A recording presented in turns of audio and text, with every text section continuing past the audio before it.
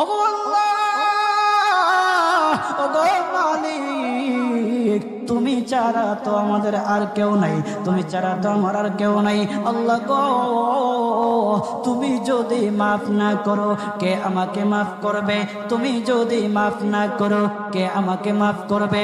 তুমি যদি আমাকে মাফ করো তাহলে তোমার কোনো দিকে কমবে না, তুমি যদি আমাকে মাফ না করো তোমার কোনো দিকে বাড়বে না।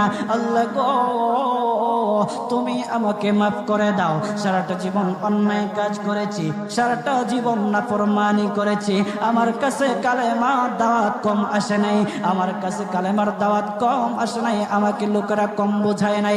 ওগো আল্লাহ, তুমি আমাকে মাফ করে দাও। মাফ না করলে কোথায় যাব, কার কাছে যাব? বাবা যখন মারে তখন মার কাছে আশ্রয় নেওয়া যায়, মা যখন প্রহার করে তখন বাবার